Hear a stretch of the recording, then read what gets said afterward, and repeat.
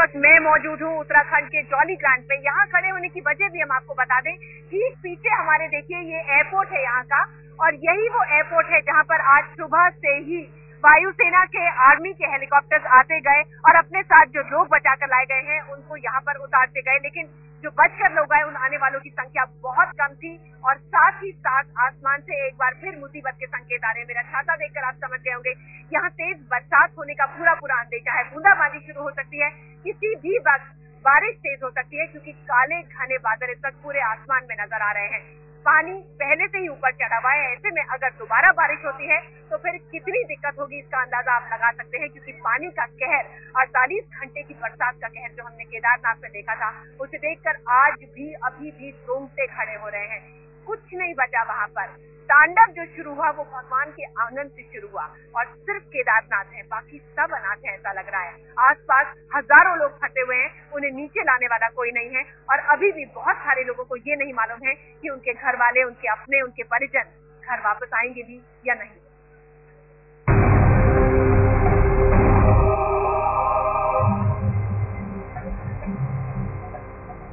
बस तबाही, तबाही और तबाही। देवभूमि केदारनाथ में कुदरत का ऐसा कहर बरपा कि पूरा का पूरा शहर शमशान बन गया। खूबसूरत पहाड़ों के बीच बसी देवभूमि अब मलबे में तब्दील हो चुकी है। सेना लगी हुई है, आसमान से भी राहत का काम चल रहा है, लेकिन तस्वीरें खुद बयां करती हैं कि कैसे लहरों के तांडव ने केदारनाथ को बर्बाद कर दिया। चारों तरफ आबादी के निशान भर बाकी हैं, सब कुछ बहती धारा और आसमान से गिरती आफत का शिकार हो चुका है।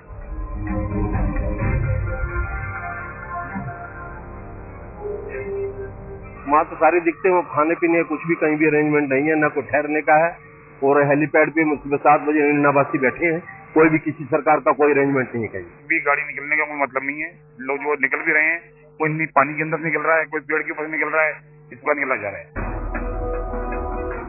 जो लोग यहाँ तीर्थ के लिए आए थे उनमें से कई काल के ग्रास हो गए। जाने कहां से वो आफत आई और सब कुछ बहा कर ले गई। जो बचे हैं वो या तो मलबे में फंसे हैं या फिर स्ट्रेचर पर पड़े जिंदगी के लिए जद्दोजहद कर रहे हैं। सेना के जवान दिन रात बचाव और राहत के काम में लगे हुए हैं, लेकिन इलाके की हालत इतनी खराब हो चुकी है कि राहत में भी भारी दिक्कतें हो रही हैं। सड़कें खत्म हो चुकी हैं, लोग पेड़ों पर चढ़कर राहत का रास्ता ढूंढ रहे हैं। 6 जने थे, 4 मर गए, अब 2 ही बचे, एक हमें और एक पीछा है। केंद्र सरकार की मदद की जरूरत है। सोनिया गांधी जी भी अगर इस बात को सुन रही हो, यहाँ के प्रधानमंत्री अगर सुन रहे हो, हमारे करीब 15,000 लोग ऊपर फंसे हैं। लोग आंखों देखा हाल सुना रहे हैं, उस तबाही का मंजर बयां कर रहे हैं, लेकिन प्रशासन का दावा है कि केदारनाथ को साफ करा लिया गया है। हालांकि केदारनाथ यात्रा फिर कब शुरू होगी ये अभी बड़ा सवाल भी है। हो गया है आप जहाँ लोग फंसाए गए थे केदारनाथ से गौरीकुंड में, वाटा में, वहाँ हम लोग राशन भी पहुँचा रहे हैं, वहाँ से निकालने का इंतजाम कर रहे हैं। 25 हेलीकॉप्टर काम कर रहे हैं। मौसम ठीक है, आपका बहुत बढ़िया है, सब पूरा हम लोग राहत पहुँचाएंगे। थोड़ा धीरे चलने की संयम की बात है। बेजार बेहाल देवभूमि केदारनाथ में अब कुछ नहीं बचा है। मंजर है बर्बादी का। बचाव में लगी सेना और सेना के हेलीकॉप्टर ढूंढ रहे हैं जिंदगी के निशान, लेकिन मरघट में तब्दील हुए मंदिर के इलाके में मौत के सन्नाटे और खौफ के सिवा अब कुछ नहीं। केदारनाथ से दिलीप सिंह राठौर के साथ आज तक bureau.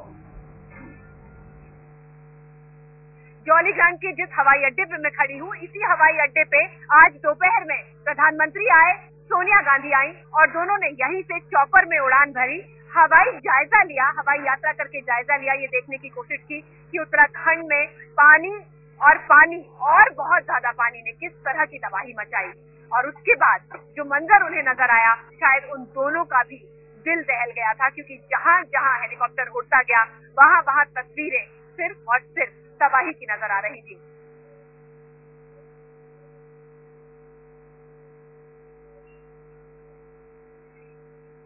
Chairperson UPA and I saw today was most distressing.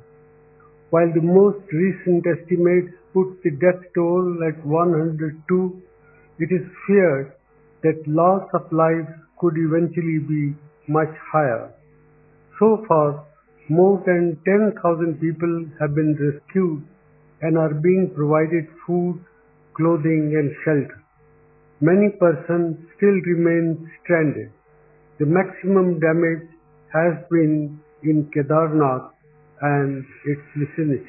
The central and state governments will continue to work in close coordination to ensure that every possible effort is made not only to provide immediate relief to the affected persons but also to help them reconstruct their lives.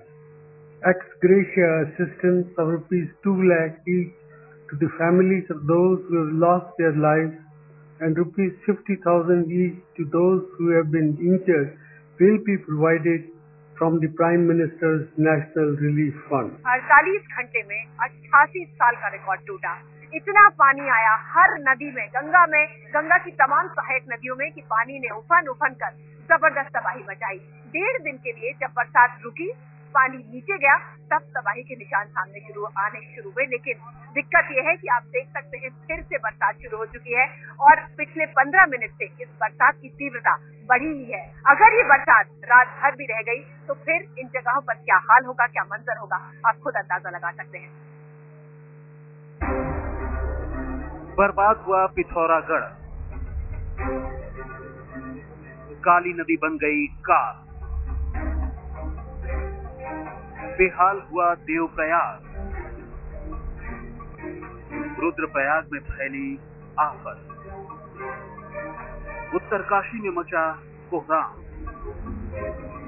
खूबसूरत पहाड़ियों के बीच बसे इस खूबसूरत राज्य की तस्वीर इतनी खौफनाक भी बन सकती है, कभी किसी ने नहीं सोचा था। आसमान से ऐसी आफत बरसी कि जमीन पर सब कुछ जमींदोज हो गया। नदी में समाते घरों को देखिए, सड़क पर पार लगने की कोशिश में गाड़ी को लहरों में खोते हुए देखिए, टूटे रास्ते, तबाह शहर, इन सब के बीच मदद के लिए बेहाल परेशान हजारों लोग। चारधाम की यात्रा पर गए श्रद्धालुओं में से जो बच भी निकले हैं उनके लिए भी मुश्किलों का अंत नजर नहीं आ रहा है, कोई सिरा नहीं नजर आ रहा।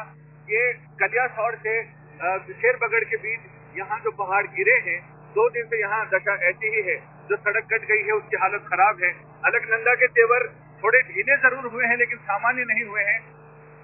इस बार भी जहाँ हम खड़े हैं इधर भी बहुत सारे लोग इधर जाने के तैयार खड़े हैं और उधर से जो आने वाले हैं बद्रीनाथ केदारनाथ से वो भी वहाँ आगे ट्रैफिक बिल्कुल फंसा पड़ा है। लोग यहाँ आए थे यहाँ की खूबसूरती देखने, कुछ लोग आए थे तीर्थ यात्रा के लिए, लेकिन न भक्ति मिली और न ही खूबसूरत एहसास बाकी है।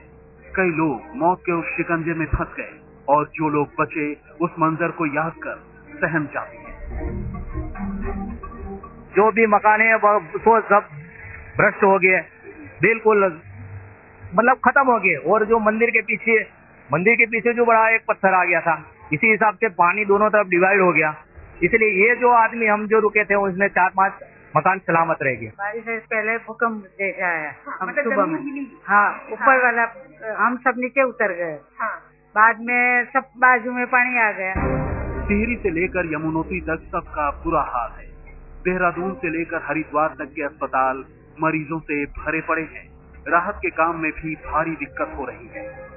अब बारिश थमने के बाद बचाव में थोड़ी तेजी आई है, लेकिन जो लोग इस प्रलय के शिकार हो गए वो तो बस यादों में ही रह गए। रुद्रप्रयाग से संजय शर्मा के साथ आज तक ब्यूरो। उत्तराखंड के आसमान में कई जगहों पर घिराए काले बादल एक बार फिर संकेत दे रहे हैं कि खतरा बढ़ रहा है। वैसे आपको बता दें कि खतरा सिर्फ पहाड़ों पर भी नहीं है, नीचे मैदानी इलाकों पर भी इतना ही है। हम सीधे आपको लिए चलते हैं दिल्ली, जहां हमारी संवाददाता अंजना खड़ी है यमुना के ही किनारे। अंजना, आज ही की वो तारीख थी 19 जुलाई जब बताया गया था कि खतरे के निशान को और यमुना पार कर जाएगी। क्या हालात हैं दिल्ली के?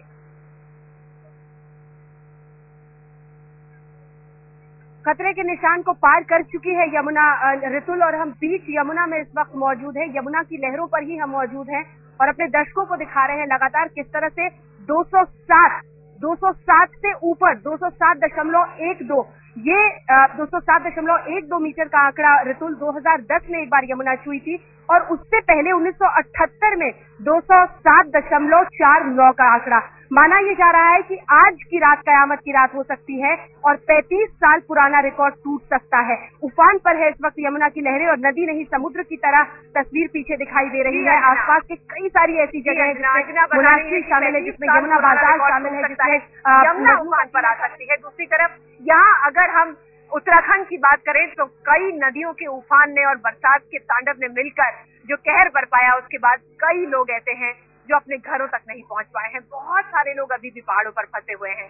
चिंता ये है कि ये लोग लौट कर कैसे आएंगे, और जो लोग आए हैं और वहां की कहानियां सुनाते हैं, ऊपर पहाड़ों की कहानियां सुनाते हैं, उन्हें सुनकर आंख भर आती है, दिल भारी होता है और डर लगने लगता है कि आखिर क्या होगा उनका जो ऊपर है।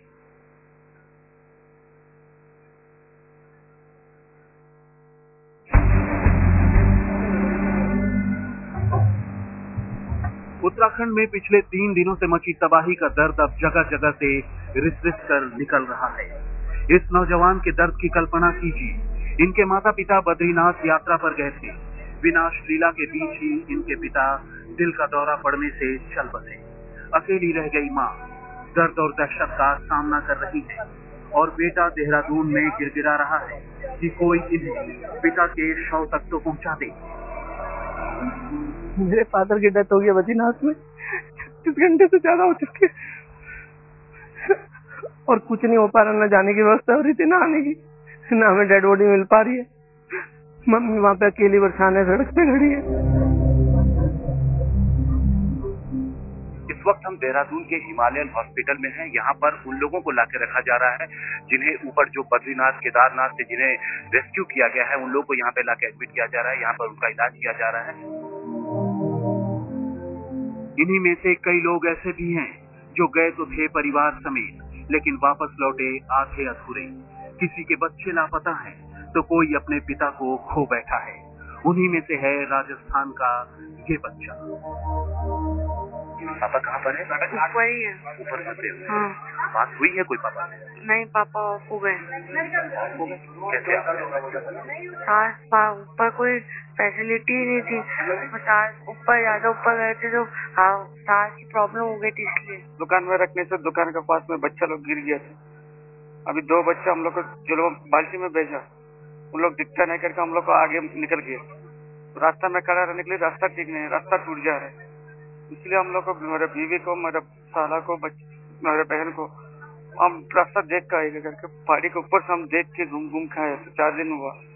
उन लोग को क्या हुआ पता नहीं।